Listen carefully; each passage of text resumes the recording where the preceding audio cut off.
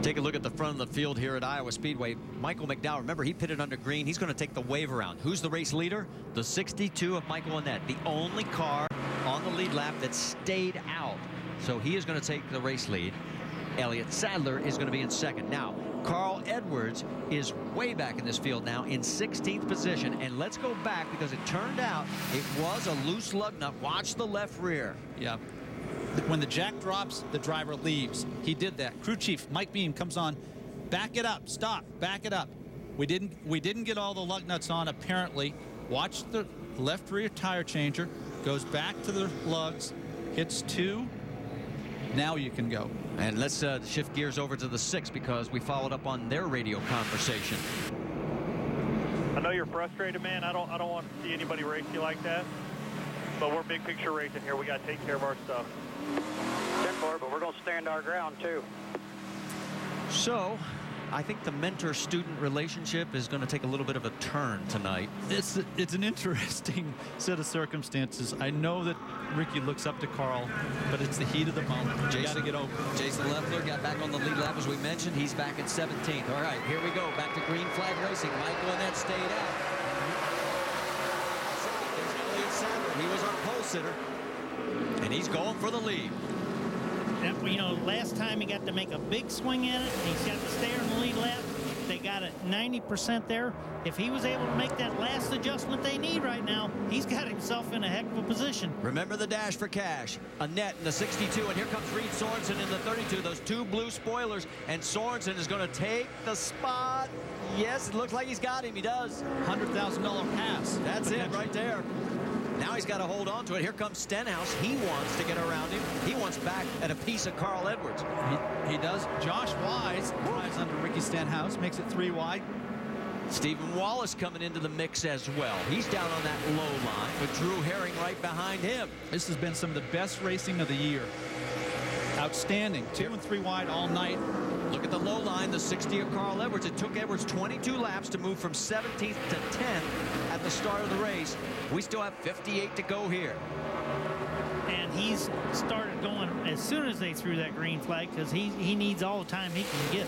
Yeah, I think he's trying to capitalize on these cold tires, fresh tires, Kenny, because you know as the tire pressures build, you lose that edge, you lose that little bit of strength. Carl restarted in the 16th spot. He's now moved in to the 10th position. So he's picked up 6 spots already. Still got a lot of time, guys. 57 laps to go. If we have another caution between now and the end, it wouldn't surprise me that they hit pit road. So he's got plenty of time. Okay, here's where this team car stuff comes in. Just like we've seen Carl and Stenhouse, now we see the KHI cars first and second. This is an amazing recovery for Elliott Sadler. It really is. He was in jeopardy of losing a lap 50 laps ago. Now he's leading the race. It is Sadler, Mayhew, and then Eric Almirola. 3 top 5s, and then a little bit further back, you got Sorensen, Stenhouse, Wise, Wallace, Herring, Edwards, and Annett. So Annett has dropped like a rock from the restart. He's now running in the 10th spot. As we focus in on Reed Sorensen. Sorensen in that 5th position right now. Reed Sorensen is the Matt Kenseth of nationwide racing. He's quiet, he goes about his business, he keeps you in the game, and at the end of the night, he's typically in the top 5. And there's Josh Wise giving him all he wants right now in that 7 car. And Carl coming. Carl is coming. There he is right on the back bumper of the 66 of Stephen Wallace. I'll be looking to the inside here, Stephen. And Carl just gets around him that quick.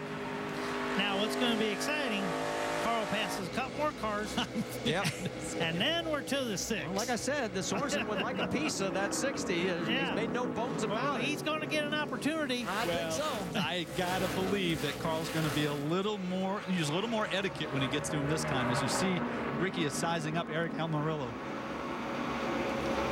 These guys continue on this path, and there's Carl trying to close in on the 32 of Reed Sorensen. And you can see the donut right in front of the 6 on the left side of Ricky Stenhouse's car. That's what he's referring to. That's what he's frustrated about. Carl got a little loose off the 4 and got into the side of him.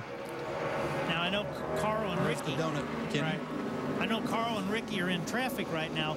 But when we have Elliott Sadler out there leading, you know, he has been the fastest car for the last couple laps. So not just track position, they've getting things right now. Give credit to Ernie Cope and the crew. 2 great pit stops got Sadler back into this position. Now he is doing his job.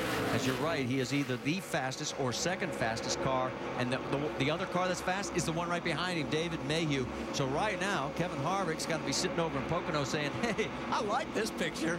Yeah, he wasn't saying that earlier. Yeah, that's for sure. But it's Eric Almirola in third. There's your top 5. We've got 50 to go. Showdown, Saturday night, 6-gun showdown. Take it.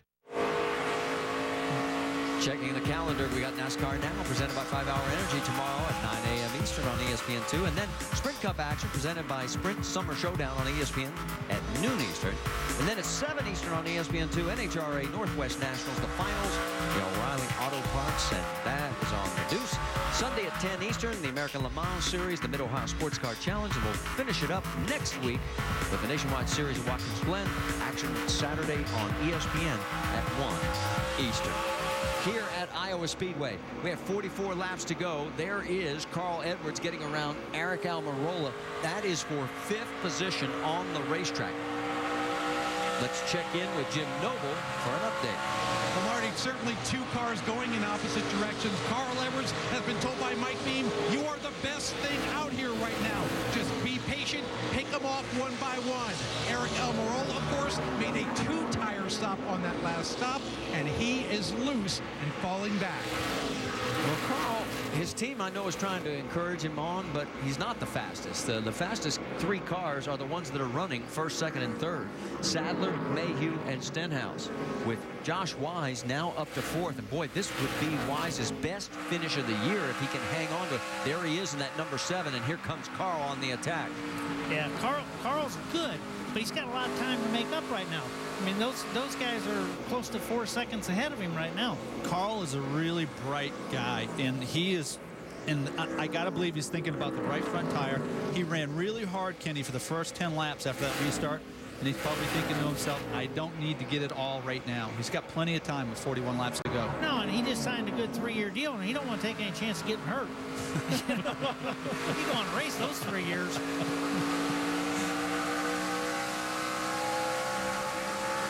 He's picked up 11 spots since the restart 20 laps ago. But he's Over not the bump. just marching through there. Well, you get to this point where everybody's a little bit better now, and Right. so the quality of the competition is improved. Right. And that also is a factor. So he's got his work cut out for him, and you can see the gap from his view. I mean, he can't even see that race leader right now. But you can also see him lose the front end as he gets within about a car length and a half. He loses the front end on this car right here, and that's you know, that's going to take its toll on the front tires. He's not going to take any chances there. To give you an idea, Sadler, our race leader, is 1 full straightaway away from Carl Edwards. So Carl sort of mired right now. He made that move up to 5th, but he has not been able to do anything with Josh Wise. I don't think we've seen our last caution, and I think that Carl's still got some gas in the tank here. If we get a yellow. I don't So to see it speak. happening without a yellow. Yeah. Not with 38 laps to go. We'll find out. I'll tell you what, right now, there is the number 2 of our race leader, Elliott Sadler, and that's what it looks like as all of a sudden here comes Carl as he's got a fender underneath the 7, but there's lap traffic in front of him, and Josh is going to try and pin him down. The track is really wide, especially on the backstretch. You could run 6 wide if everybody cooperates. Well, the 52 of Tim Shendell did a nice job. He turned it down very low, gave them both plenty of room. Carl completes the pass and now moves him ahead of Josh Wise. He's into 4th, and guess who's next? Ricky Stenhouse. It's going to give us a really good reference here as we look at Elliott Sadler leading, using up every inch of racetrack on the corner exit. It'll be interesting to look at Carl Edwards' lap times now that he's in clean air. Well, we'll find out what's going to happen when we come back. There's your top 5 with 36 to go. And it's Elliott Sadler, 77 races since his last win. Does he turn it around tonight? Under our 6th caution here at Iowa Speedway, you're looking at what is left of Blake Cook's Dodge as he tagged not 1 wall, but 2. Yep, right front. Goes down, and then when he hit, I think he lost the brakes, Marty. big impact. Typically, you know, it can break the caliper off. Hard hit there. Yeah, that's just the first one. That's the first one. Yeah, this one is a harder hit. Yeah, look at this. This is a Ouch. lot harder hit. Man, that hurts. No safer barriers. The safer barriers are all the way around the outside of the track. Well, Yeah. He's thankful he had it out there, and then he. Yeah. But he's looking. See, when he's- the rear brakes never locked up, and I think he probably broke the caliper on that first impact. All right, leaders did not pit. They stayed out, but we'll keep our eye out. The 62 of Michael Annett did pit. Remember, he stayed out the last time, so he'll have some fresh tires. So we'll reset it for you, and Michael McDowell will get the lucky dog, and that'll put him back on the lead lap.